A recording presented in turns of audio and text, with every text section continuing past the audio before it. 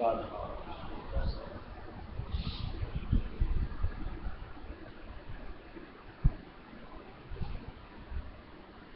आजकल के ज़माने के अनुसार जैसे हर चीज़ के अंदर में विज्ञान की आगे से आगे कुछ न कुछ एक एक ऐसी चीज़ें आती जा रही हैं कि जो आधुनिकता के अनुसार जो जो ज़रूरी होता है उसको पूरा करता है। जैसे आजकल देखते हैं अपन लोग रेलवे स्टेशन के ऊपर, बड़े बड़े शहरों में चौराहे वगैरह पर, बैंकों में, एयरपोर्ट्स में सीसीटीवी कैमरे रखते हैं।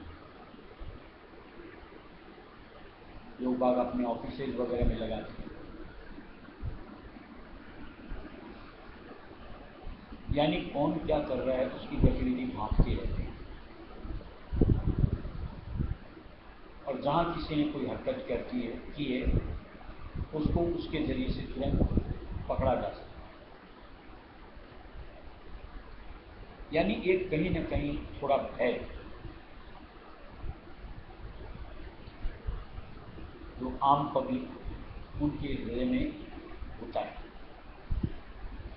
और उसकी वजह से कुछ वारदातें बचती भी, कई झिझकते भी, और कई इन सब की परवाह भी नहीं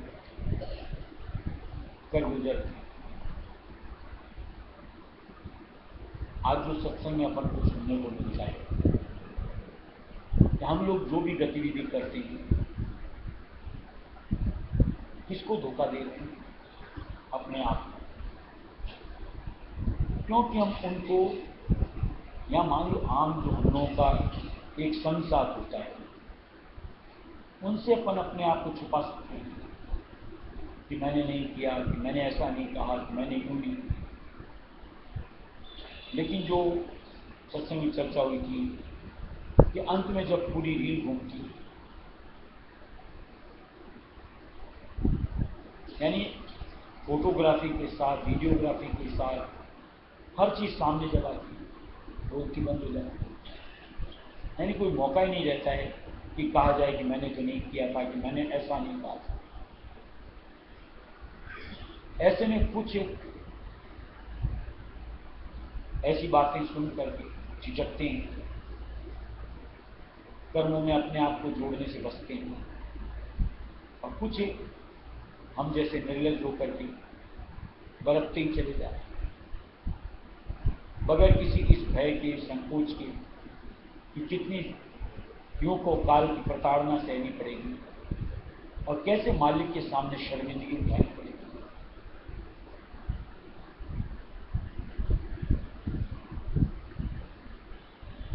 एक आम यूं को हर जीव के अंदर में एक सोच ऐसी होती है कि कोई भी गलती की जिम्मा को अपने प्रति नहीं लेता, यानी कुछ भी होता है हमेशा दूसरे पे डालने का प्रयत्न होता है।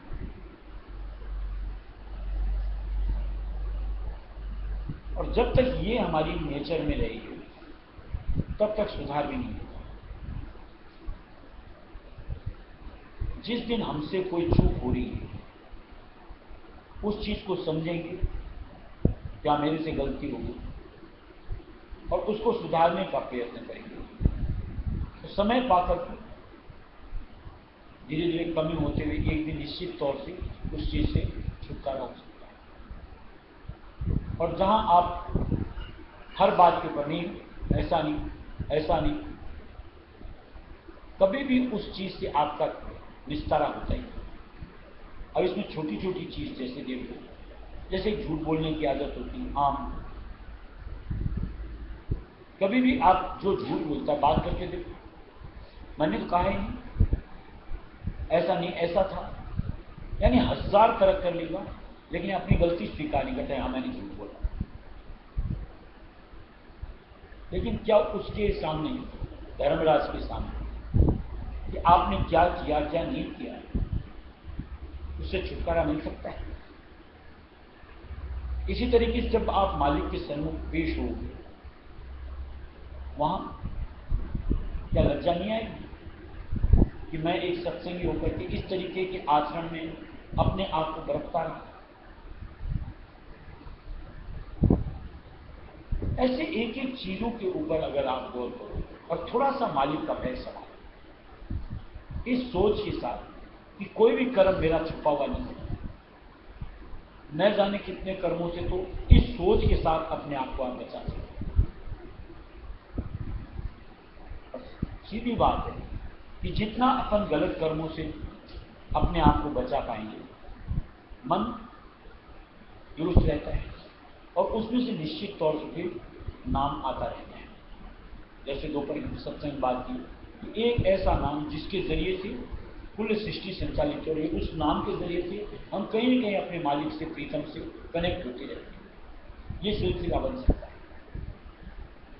और उसकी जगह उलटपटांग इस तरीके की गतिविधियों में अपने आप को झोंकते रहो, निश्चित तौर से उस मालिक से दूरी और उसके परिणाम काल का दंड, उसके लिए 84 की तैयारी। अरे यहां तक सोचो ना, ये जो छोटी छोटी बातों के अलावा आज परमार्थ के मामले में भी होता है। सीधा मालिक तक इल्जाम लगाने को हम देर नहीं लगाते कि मालिक को ऐसा करना चाहिए था, मालिक ने ऐसा नहीं किया, एक के साथ ऐसा, दूसरे साथ। आज एक चीज समझ, अगर सत्संग है तो समझ में आनी चाहिए, या तो उनको हमें मालिक मानना ही नहीं चाहिए, कहना ही नहीं चाहिए, और जहां हमने उनको मालिक निर्धारित कर दिया, एक चीज समझ में आती है कि वहां भेदभाव नहीं होता।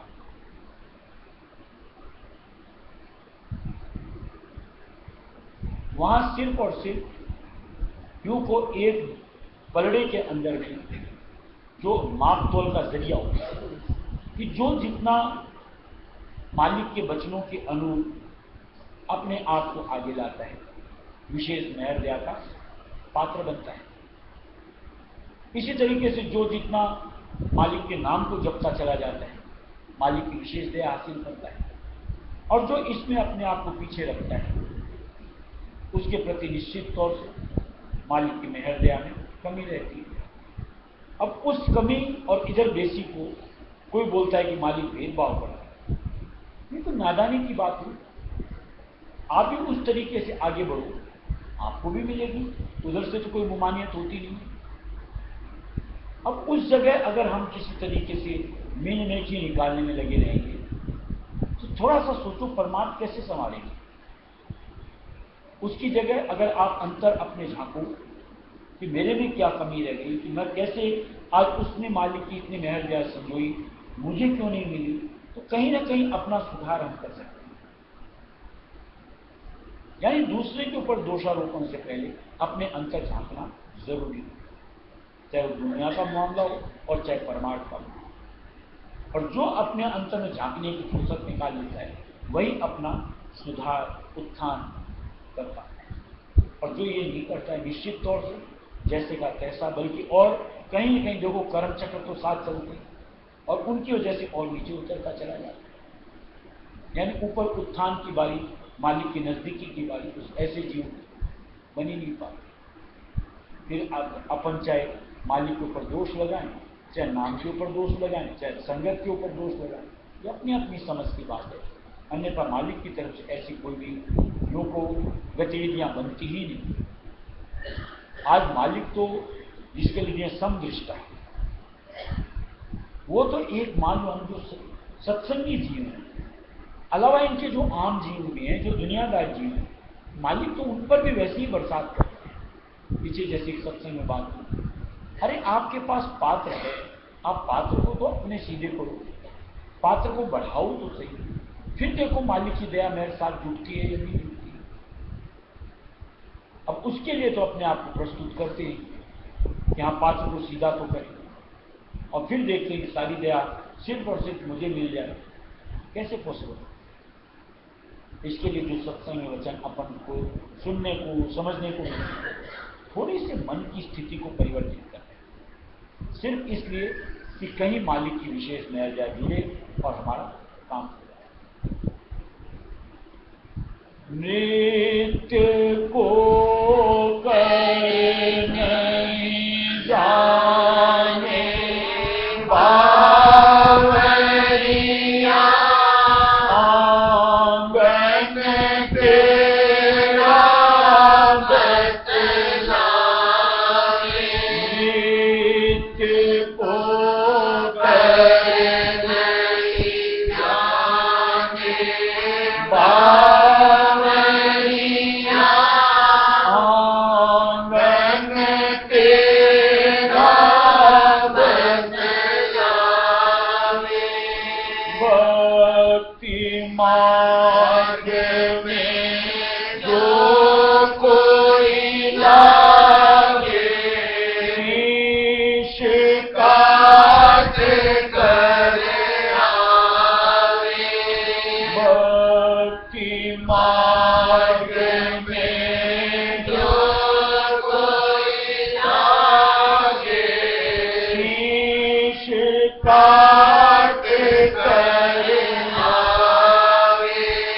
बड़ परिचित नहीं रहने से, बड़ परिचित नहीं रहने से, किसी से ना डर पावे, नित्य खोकर नहीं जाने।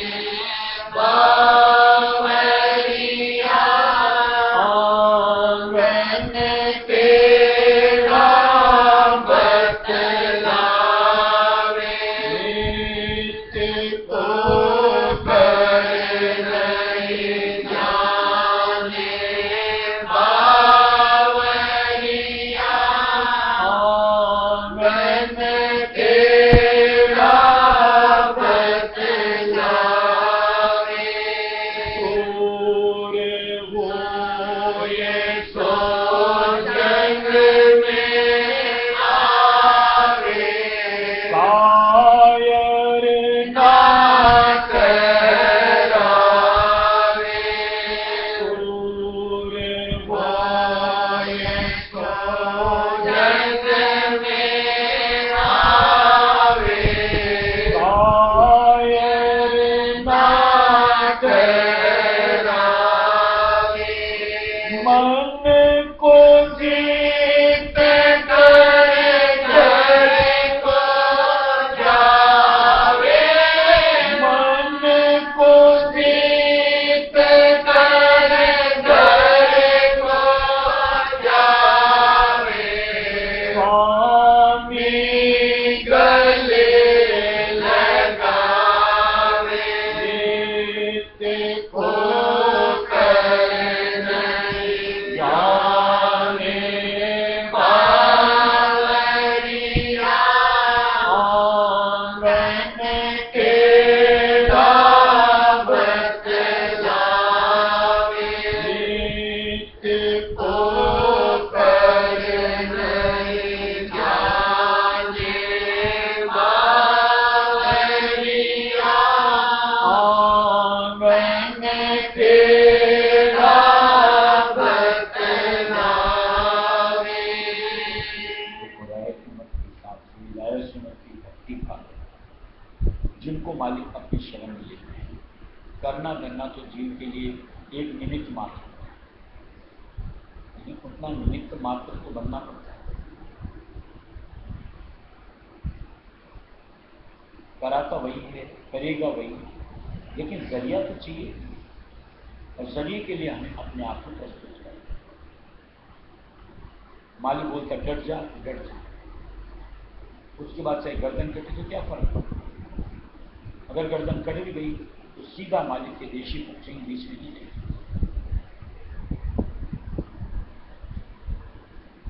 अब इसमें कोई भय खा करके कदम पीछे हटाते रहते हैं, जैसे अपने राय मत के हिसाब से दिया हुआ है कि निरादर मिलेगा। अब कोई बोले मुझे तो बर्दाश्त नहीं होता, कदम पीछे हटा दिया, कहाँ से 10 पायदान करना हौमै के साथ सवाल ही नहीं।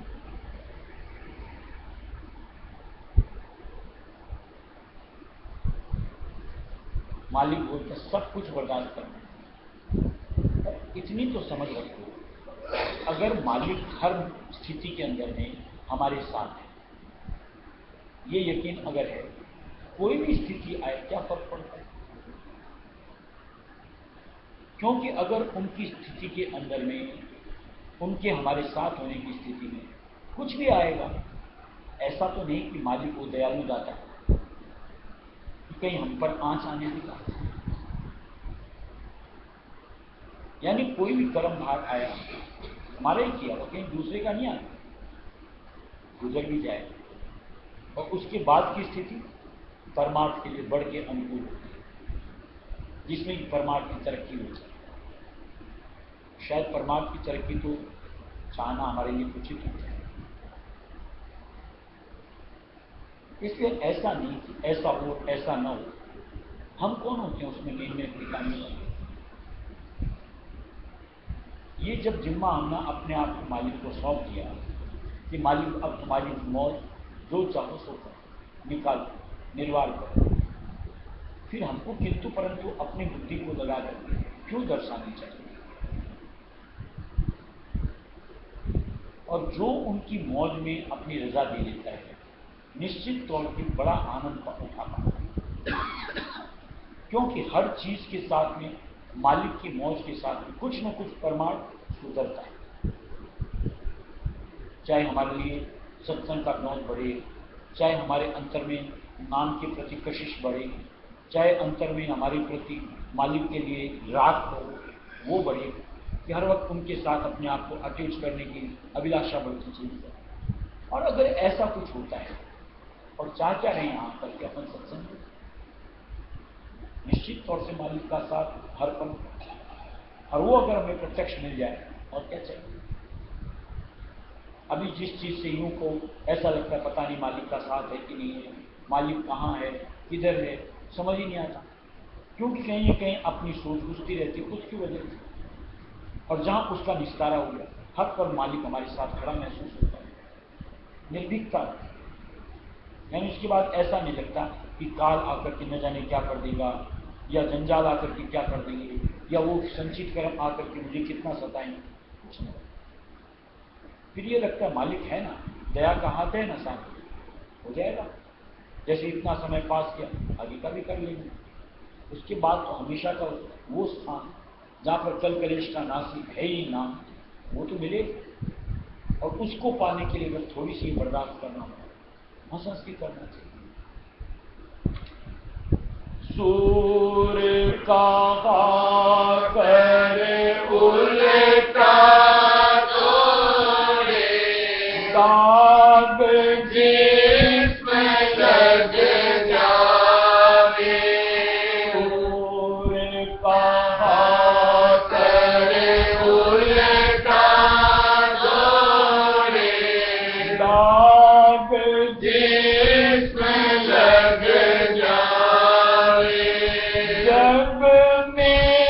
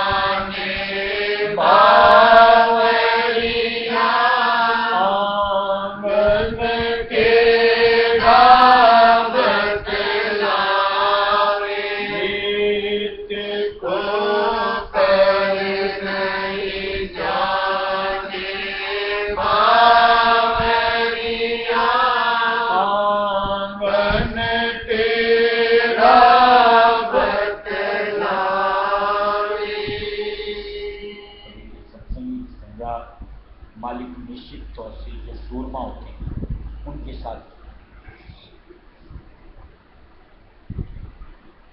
जैसे दिया गया कि जो सूरमा होते हैं आज जैसे लड़ाई के मैदान में जाते हैं तो कभी पीठ पर गोली खा करके भी, सामने से गोली बारूद गोलियां बरस रही होती है फिर भी आगे ही बढ़ते, पीछे नहीं। अब थोड़ा सा विचार अगर करो, जब हमको अपने देश की तरफ बढ़ना है, इनके आक्रमण तो हमारे साथ आएंगे आएंगे,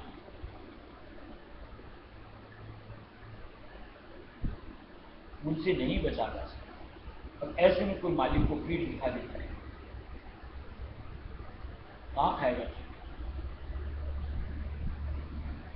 तो कहां शोभा देता है। थोड़ी सी एक बार मन को दृढ़ करना है और उसके बाद मालिक की तरफ बढ़ते जाए।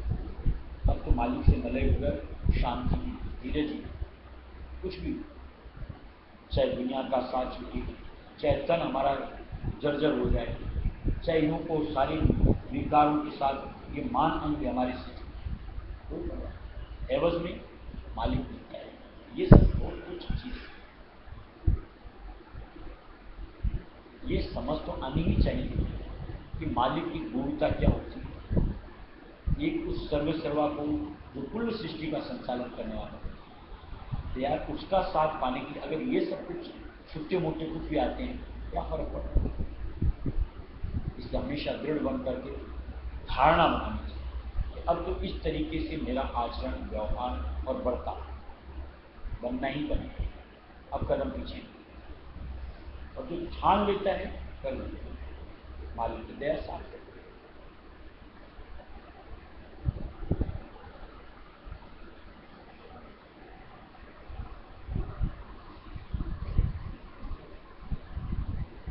दया करो तुम, दया के साथ मैं हूँ जीवन की मानी,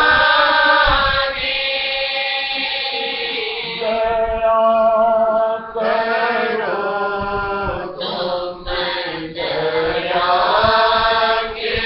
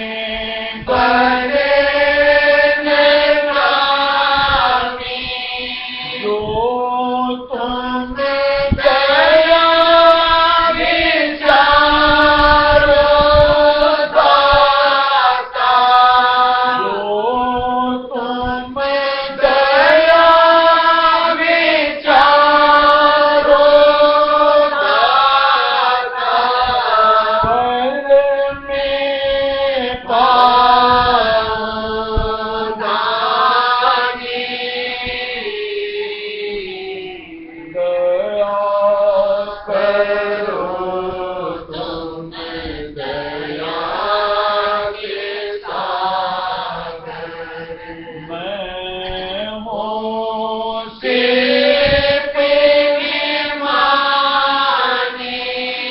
जब लब स्वामी बोल न पाओ जब लब स्वामी बोल न पाओ भव में वारे रहानी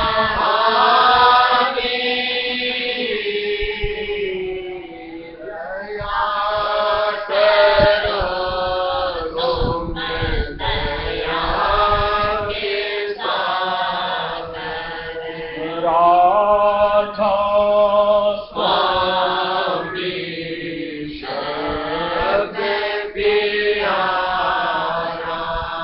भक्त में दो प्रगटानी राधा स्वामी शब्द प्यारा भक्त में दो प्रगटानी गुण तेरे मैं कभी न बिसरो गुण तेरे मैं कभी न बिसरो परम पुरुष राधा स्वामी दया करो तुम दया के सागर मैं हूँ सिर्फ ईमानी जब लंग स्वामी बोल न पाओ जब लंग स्वामी बोल न पाओ भव में वारे रहानी दया करो तुम दया के सागर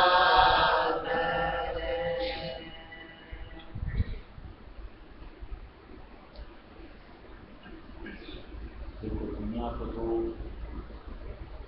या यूं को जिनको मालिक का साथ नहीं मिला उन्हें क्या जिससे जुड़ना कैसी भक्ति करना इसकी समझ ही नहीं होती विचारों को, इसलिए उनके ऊपर कोई दोष नहीं। यानी वो जैसा करेंगे अपने हिसाब से उनके कर्म निर्धारित हो जाए वो। लेकिन जब हम अपने आप को मालिक की शरण से जोड़ लेते हैं उसके बाद मेरे लिए क्या उचित क्या अनुचित, इससे मेरा नुकसान होता है, इसमें मेरा भला होता है, ये समझ तो होनी चाहिए। इसके लिए मालिक ने जैसे उदाहरण दिया कि स्वाति बूंद, जैसे पपी के लिए दिया गया है, जब तक स्वाति बूंद नहीं कर सके दूसरा पानी मर जाए लेता ही नहीं। और उसकी ऐसी हट को देख करके वो ऊपर वाला भी स्वाति बरसाता है। ऐसे हमारे मन में अगर इतनी धारणा बन जाए कि मालिक का साथ पकड़ना ही पड़ता है, चाहे इसके लिए मुझको ये छोड़ना पड़े वो छोड़ना पड़े वो छोड़ना पड़े, क्या मालिक क्या इतना कठोर है? यानी जब हमने हर चीज़ को अपने मुआफिक जिसमें मालिक की बात आ सकती है तैयार कर लिया, फिर क्या वजह हो सकती है कि मालिक की मेहर दया दाग हमारे प्रति ना हो?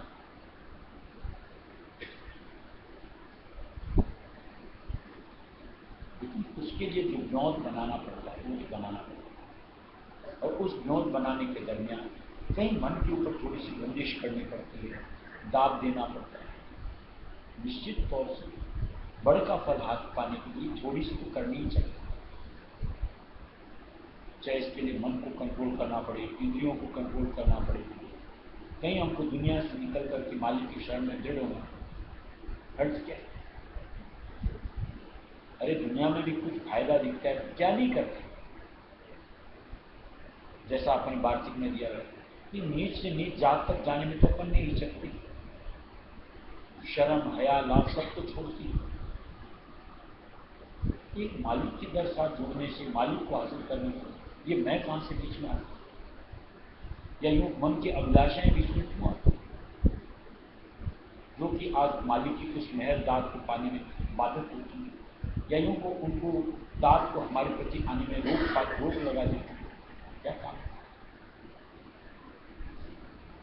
इसलिए मेरा लिए एक चाह होनी चाहिए, बस मालिक और कुछ, बस अब तो उनका साकार और निराकार दोनों साथ चले हर पल। और फिर देखो उस एहसास को और फिर साक्षात को कैसे नहीं हासिल किया जा सकता। कोई सतगुरु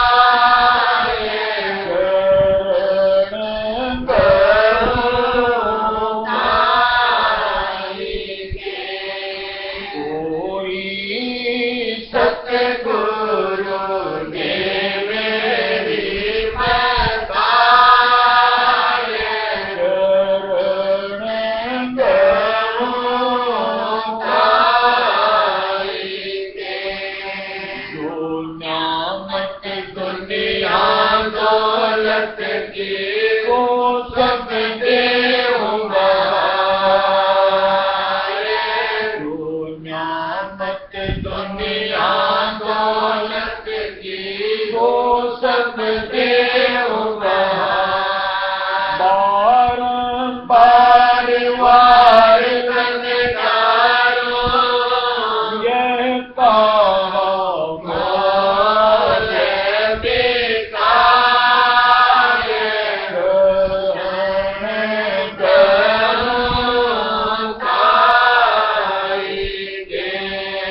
बारंबार वार करनेकारों यह कहा मोले बेकार।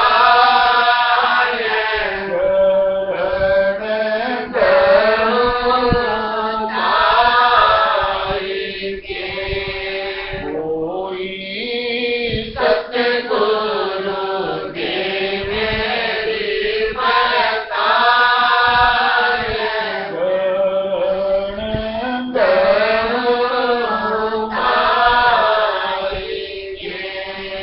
कोई सतगुरु दे मेरी बताए।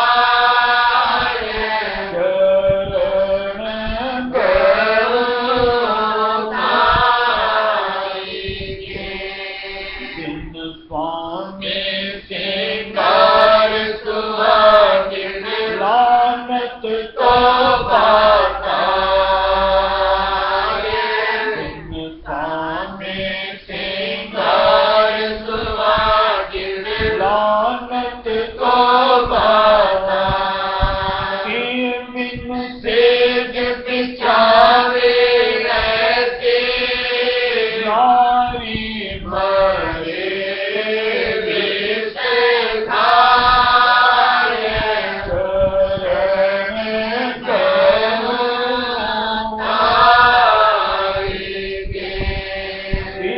बिन सेज बिछावे ऐसे नारी मरे विष खाए।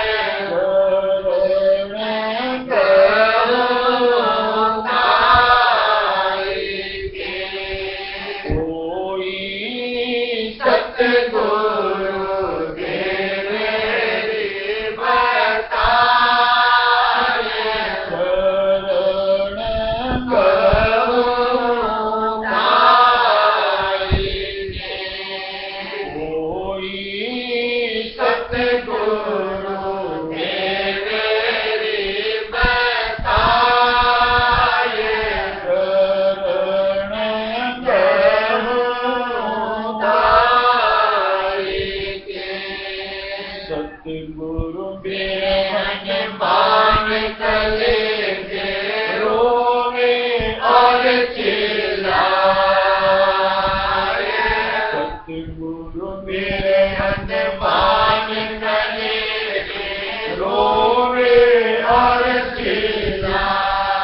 हाय हाय में निकवा करे हरदम पीर पराए। चरण करुणाएगे। हाय हाय में निकवा करे हरदम पीर पराए। चरण करुणाएगे। कोई सतगुरु ने मेरी बताए। चरण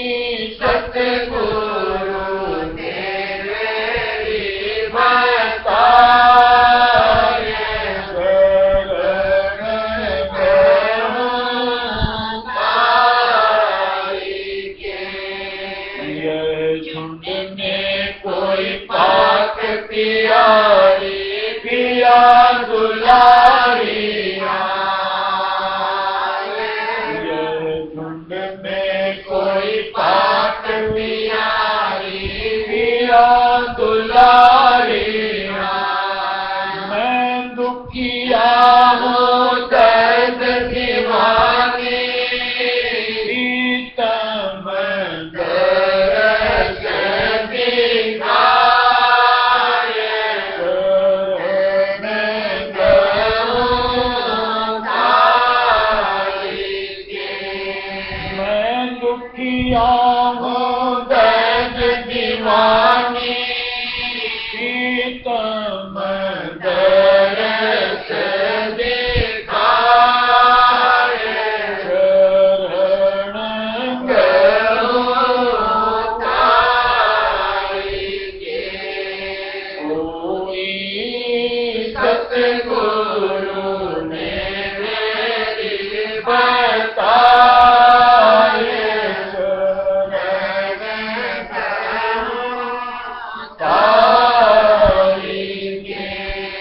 कोई सतगुरु ने मेरी बताए, शरण गऊँ तारी के।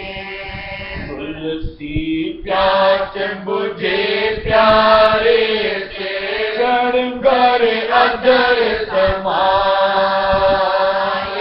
तुलसी प्यास बुझे प्यारे से, शरणगर अदर समाए। कृपावंत संत संत समझावे, और लगे उपाय, शरण गऊँ तारी के।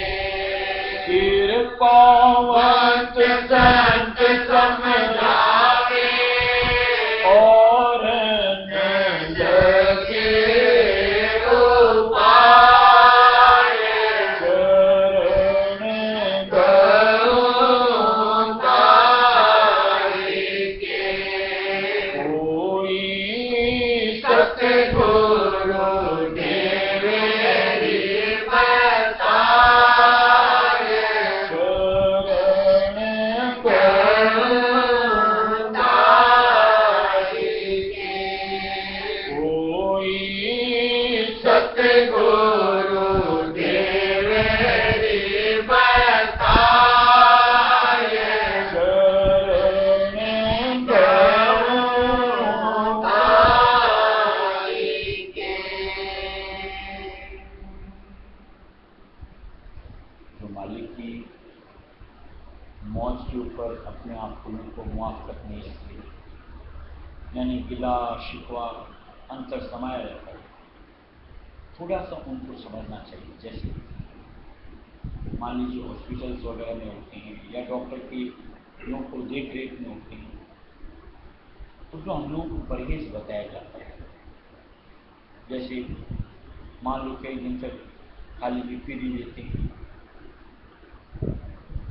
क्या वो हमारे लिए बेहतर होता है या उसमें कुछ भला हमारे लिए होता है? निश्चित तौर से अगर डॉक्टर के अनुसार आप अपने आप को संभाल लेते हो, यानी मन की हट को छोड़ करके जैसा वो बताता है उस अनुसार अगर आहार लेते हो, तंदुरुस्त हो जाते हो। अब उसकी अगर यूँ कहो, कहीं वक्त को अगर आप नहीं मानते, नहीं मैं तो ये खाऊंगा, मैं तो वो पीऊँगा, मैं तो ऐसा करूँ, क्या हो? बीमारी घेर ली, वो ऐसे मालिक की मौज के साथ मुआफ़त नहीं करना, ठीक वही रिजल्ट देता है। यानी फिर कर्म भाग ऊपर चढ़ते हैं और फिर भोग के रूप में सामने पेश आते हैं। दूसरी बात जैसे समझो कि जैसे मान लो आजकल बच्चों को हॉस्टल भेजने का जो ट्रेंड चल रहा है, पहले भी चलता था, पहले कम था, अभी ज़्यादा हो रहा है। आज कोई भी माँ बाप अपनी औलाद को हॉस्टल भेजता है, क्या माँ बाप को बड़ा अच्छा लगता है? फॉरेन कंट्री छोड़, हम जो बैठे हम लोगों की सोच के अनुसार आप लोग कलेजे पे पत्थर रख करके भेजते हैं बच्चों को, इसलिए उसमें बच्चे की भलाई होती है, पढ़ लिख कर होशियार होगा, जिंदगी में अपने पाँव पर खड़ा होकर के सफल होगा। इसीलिए मालिक ने उस देश से हमें इसलिए दिया। बच्चा घर में नहीं पढ़ता है, घर में सलीके से नहीं रहता है, खेलकूद में ज़्यादा दौड़ता रहता है, तभी तो भेजा जाता है।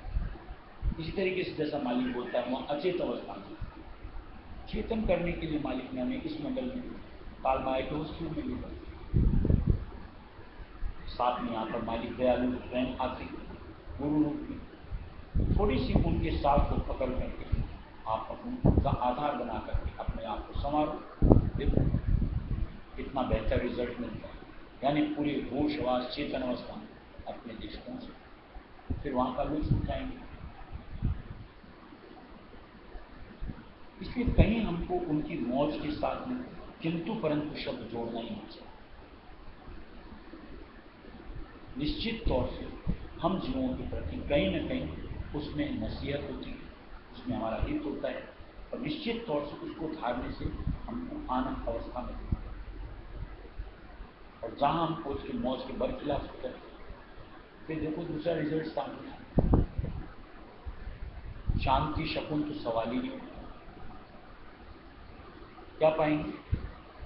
भली दुनिया के अंदर में कुछ पल के लिए होमा मिल जाए, धन दौलत माया मिल जाए, रिजल्ट उसका क्या नहीं है? अभी इस पर गौर करें।